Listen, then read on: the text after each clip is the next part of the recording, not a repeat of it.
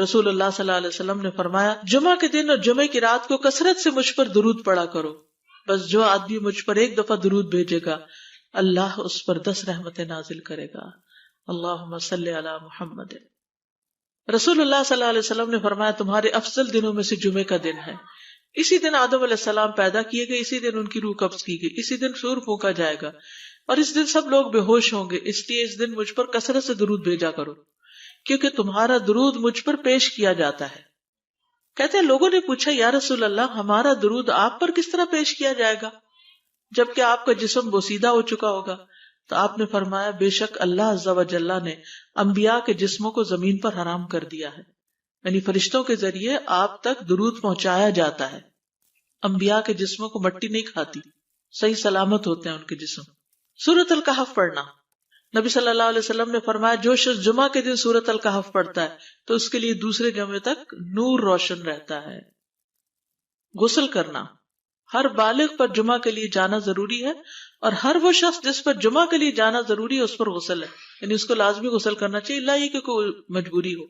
تو آپ اپنا اسکیجول اس طرح بنائیں نا کہ جیسے اگر آپ ہر روز نہاتے ہیں پھر تو کوئی مسئلہ نہیں، لیکن اگر آپ ایک دن چھوڑ کے ایک دن نہاتے ہیں تو آپ پھر اس طرح اسکیجول کریں کہ جیسے آپ منڈے کو نہائے، پھر وینسڈے کو نہائے، پھر جمعے کو نہائے، پھر آپ سیٹرڈے سنڈے اگر نہیں بھی نہاتے پھر منڈے، تو اس طرح آپ جمعے کو مس نہیں کریں گے۔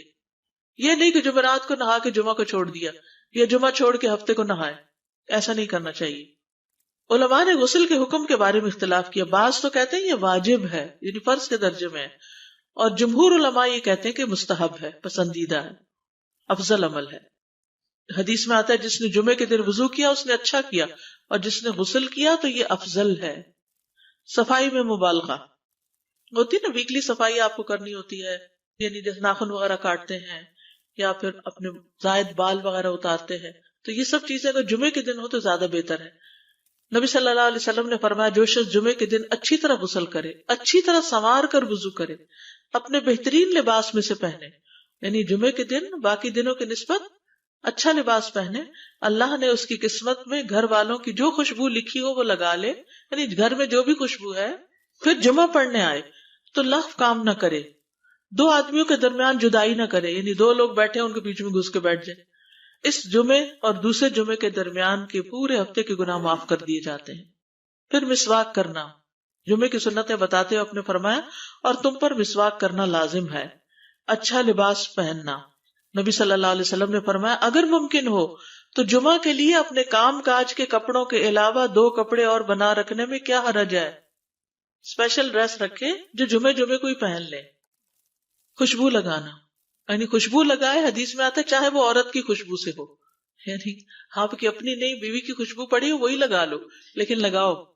تیل لگانا، جو شخص جمعہ کے دن غسل کرے اور جس قدر ممکن ہو پاکیزگی حاصل کرے اور اپنے تیل میں سے تیل لگائے یا اپنے گھر کی خوشبو میں سے خوشبو لگائے، پھر نکلے کہ 2 آدمیوں کے درمیان تفریق نہ کرے، جتنی مقدرہ نماز پڑھ لے اور جب امام بات کرے تو خاموش رہے، اس جمعے سے لے کر دوسرے جمعے تک اس کے گناہ بخش دیے جاتے ہیں۔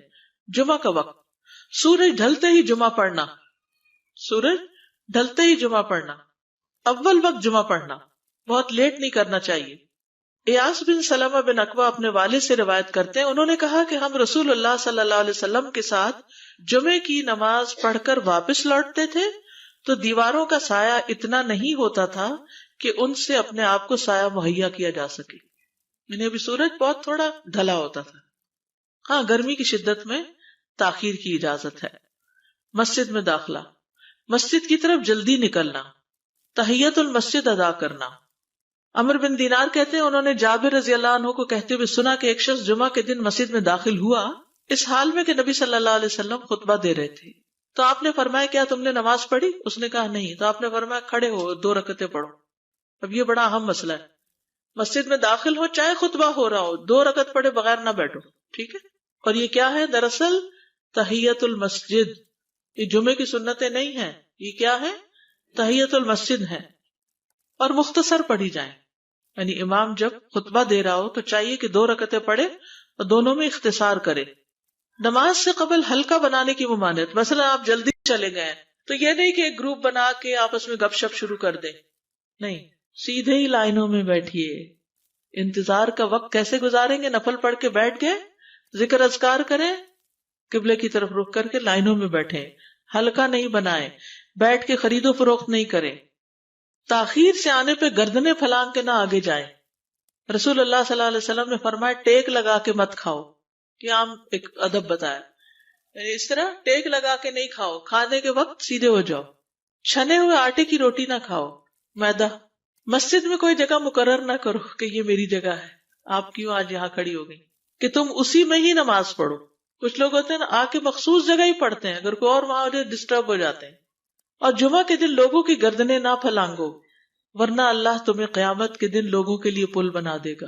کیونکہ بہت اذیت کی بات ہے نا، آپ بیٹھے ہیں لوگ باقاعدہ بعض اوقات کندھوں پہ ہاتھ رکھ کے اس کو تنگ کر اس کو تنگ کر، تو یہ نہیں کرنا چاہیے۔ اگر آپ کو اٹھنا بھی پڑ گیا بیچ میں تو واپسی پہ پیچھے کھڑے ہو جائیے، اگلی لائن مل جائے گی۔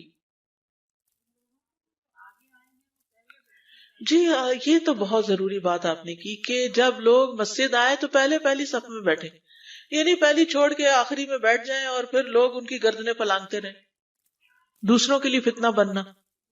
جابر بن عبداللہ رضی اللہ عنہ سے روایت ہے کہ جمعے کے دن رسول اللہ صلی اللہ علیہ وسلم خطبہ ارشاد فرما رہے تھے کہ ایک آدمی مسجد میں داخل ہوا، وہ قریب آ کر بیٹھنے کے لیے لوگوں کے اوپر سے گزرنے لگا۔ رسول اللہ صلی اللہ علیہ وسلم نے فرمایا بیٹھ جاؤ، تحقیق تم نے لوگوں کو تکلیف پہنچائی اور دیر سے آئے۔ یہ عربی کے الفاظ بڑے خوبصورت ہیں، اجلس فقد آذیت و آنیت، کتنی جامع زبان ہے یہ۔ اجلس فقط آذیت، تو نے اذیت دی، و آنیت، اور دیر سے آئے۔ ہاں تو اس سے منع کیا گیا۔ کسی کو اس کی جگہ سے نہ اٹھانا۔ جابر رضی اللہ عنہ نبی صلی اللہ علیہ وسلم سے روایت کرتے ہیں، آپ نے فرمایا تم میں سے کوئی شخص جمعہ کے دن اپنے بھائی کو کھڑا نہ کرے کہ پھر دوسری طرف سے آ کر اس کی جگہ پہ خود بیٹھ جائے، بلکہ جو آئے وہ کہے جگہ کشادہ کرو، ہمارے لیے بھی جگہ بناؤ، یہ کہے۔ خطبہ جمعہ اور اس کے آداب۔ خطبہ جمعہ کی اہمیت، جب اذان ہو جائے تو کیا کرے انسان؟ مسجد کی طرف دوڑ پڑے۔ تو مسجد میں جماعت تو نہیں ہو رہی ہوگی، پہلے کیا ہو رہا ہوگا؟ خطبہ ہو رہا ہوگا۔ امام کا خطبے سے پہلے سلام کرنا۔ نبی صلی اللہ علیہ وسلم جب ممبر پر چڑھتے تو حاضرین کو السلام علیکم کہتے۔ امام کا کھڑے ہو کر خطبہ دینا۔ رسول اللہ صلی اللہ علیہ وسلم کھڑے ہو کر خطبہ دیتے، پھر بیٹھ جاتے، پھر کھڑے ہوتے اور کھڑے ہو کر خطبہ دیتے، یعنی بیچ میں تھوڑا سا بیٹھ بھی جاتے تھے۔ جس نے تمہیں یہ خبر دی کہ آپ بیٹھ کر خطبہ دیتے تھے تو تحقیق اس نے جھوٹ بولا، بس یقیناً اللہ کی قسم میں نے آپ کے ساتھ 2000 سے زائد نمازیں پڑھی ہیں، یعنی جن میں بہت سے جمعے بھی آئے ہیں، تو ایسا کچھ نہیں۔ امام کا 2 خطبے دینا، یعنی کھڑے تھے پہلے، پھر ذرا بیٹھ گئے، پھر دوسری دفعہ اٹھے تو یہ 2 خطبے ہو گئے۔ مختصر خطبہ دینا۔ آپ کے خطبات چند کلمات ہوا کرتے تھے، بہت لمبی تقریریں نہیں، آپ کا خطبہ درمیانہ ہوتا تھا۔ نبی صلی اللہ علیہ وسلم نے فرمایا آدمی کا نماز کو لمبا کرنا اور خطبے کو مختصر کرنا اس کی سمجھداری کی علامت ہے۔ بس نماز لمبی کرو اور خطبہ مختصر کرو، کیونکہ بعض بیان جادو جیسا اثر رکھتے ہیں، یعنی تھوڑے بھی بات کرو گے تو دل میں چلی جائے گی۔ نماز پہ زیادہ توجہ۔ نبی صلی اللہ علیہ وسلم کا خطبے میں سورۃ قاف پڑھنا۔ حارثہ بن نعمان کی بیٹی سے روایت ہے، کہتی ہے کہ میں نے سورۃ قاف رسول اللہ صلی اللہ علیہ وسلم سے سن کر حفظ کر لی۔ آپ ہر جمعے کو خطبے میں پڑھا کرتے تھے۔ سامعین کا امام کی طرف رخ کرنا، یعنی جمعے کے دن یہ نہیں کہ آپ کرسی لگا کے کسی اور طرف منہ کر کے بیٹھ جائیں اور جب جماعت ہو تو پھر صف میں کھڑے، نہیں، آپ صف میں بیٹھے ہو، کس طرف منہ ہو؟ قبلہ رخ ہو، امام سامنے ہی ہوگا نا قبلے کی طرف۔ ایک صحابی کہتے کہ جب آپ ممبر پہ چڑھتے تو ہم اپنے چہروں کے ساتھ آپ کی طرف متوجہ ہوتے، ادھر ادھر نہیں دیکھتے تھے خطبے کے دوران۔ امام کے قریب بیٹھنا۔ اللہ کے نبی صلی اللہ علیہ وسلم نے فرمایا ذکر میں حاضر ہوا کرو، یعنی خطبہ میں، اور امام کے قریب بیٹھا کرو، بے شک آدمی دور ہوتا رہتا ہے حتیٰ کہ وہ جنت میں بھی پیچھے ہی ہوگا اگرچہ وہ اس میں داخل بھی ہو جائے۔ تاخیر کی اتنی مذمت ہے۔ خاموشی سے خطبہ سننا، یعنی بات نہیں کرنی چاہیے، کوئی اہم بات بھی نہیں پوچھنی چاہیے۔ ابن مسعود سے روایت ہے کہ انہوں نے ابی ابن کعب سے قرآن کی کسی آیت کے بارے میں سوال کیا جبکہ اللہ کے نبی خطبہ دے رہے تھے، تو انہوں نے اعراض کیا اور کوئی جواب نہ دیا۔ پھر جب آپ نے نماز پڑھائی تو ابی کہنے لگے تمہارا جمعہ ہی نہیں ہوا۔ تو ابن مسعود نے رسول اللہ صلی اللہ علیہ وسلم سے پوچھا تو آپ نے فرمایا ابی نے سچ کہا، کوئی بات کرنے کی اجازت نہیں، یہ کہنے کی بھی کہ چپ ہو جاؤ یہ بھی اجازت نہیں۔ عبداللہ بن مسعود کہتے کہ جب امام جمعہ کے لیے آ گیا پھر تمہارا اپنے ساتھی سے یہ کہنا کہ خاموش رہو لغویت کے لیے کافی ہے، یہ بھی لغو بات ہے۔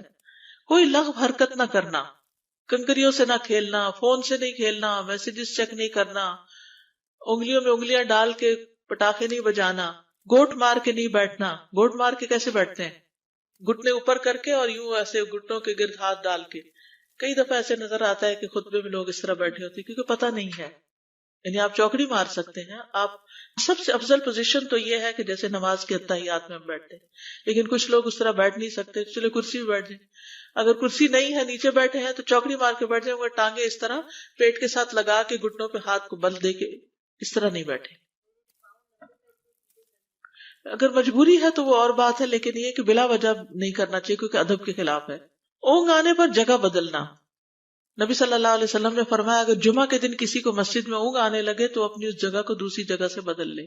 کہ بعض اوقات ایسا ہوتا ہے نا، خطبے کے وقت بڑی سکینت ہوتی ہے اور آخری خطبہ تو آپ نیند میں ہی سنتے ہیں. نماز جمعہ کی رکعت 2 رکعت ہے فرض بس. جمعہ کی نماز 2 رکعتیں ہیں اور ان دونوں میں قرات ہوتی ہے. نبی صلی اللہ علیہ وسلم جمعے میں سبح اسم ربک الاعلی اور حل اتی کا حدیث الغاشیہ پڑھتے. کبھی جمعہ اور عید کٹھے ہو جاتے تب بھی دونوں نمازوں میں یہی صورت پڑھتے تھے. ٹھیک ہے. اسی طرح صبح کی نماز میں جمعے کے دن الف لام میم التنزیل اور حل اتی علی الانسان کی قرات کرتے اور نماز جمعہ میں سورۃ الجمعہ اور منافقین کی تلاوت کرتے. یعنی یہ بھی ملتا ہے. فرض کے بعد 2 رکعت پڑھنا. عبداللہ بن عمر سے روایت ہے انہوں نے رسول اللہ صلی اللہ علیہ وسلم کی نفل نماز کو بیان کیا اور کہا کہ آپ جمعے کے بعد کوئی نفل نماز نہیں پڑھتے تھے حتیٰ کہ واپس تشریف لے جاتے پھر اپنے گھر میں 2 رکعت پڑھتے تھے. اب جو لوگ گھر نہیں جاتے تو پھر وہیں پر وہ پڑھ لیتے ہیں، ورنہ آپ صلی اللہ علیہ وسلم اپنی سنتیں وغیرہ گھر میں پڑھتے تھے. اور اسی طرح 4 بھی پڑھی جا سکتی، 2 بھی ہیں 4 بھی ہیں. آپ صلی اللہ علیہ وسلم نے فرمایا جب تم میں سے کوئی جمعہ پڑھ چکے تو اس کے بعد 4 رکعتیں پڑھے. یہ آپ کا حکم ہے. تو جب آپ کا 2 چیزیں ہوتی ہیں سمجھنے کے لیے، ایک آپ کا فعل ہوتا ہے اور ایک آپ کا حکم ہوتا ہے. تو ہمارے لیے کیا ہے؟ جو آپ کا حکم ہو. جمعے کے بعد کوئی اور نماز پڑھنے سے پہلے گفتگو کرنا، یعنی سنت پڑھنے سے پہلے گفتگو کرنا. اسما بن مالک سے مرفوعاً روایت ہے کہ جب تم میں سے کوئی آدمی جمعہ کی نماز پڑھے تو اس کے بعد اس وقت تک کوئی نماز ادا نہ کرے جب تک کسی سے کلام نہ کرے یا اس جگہ سے نکل نہ جائے.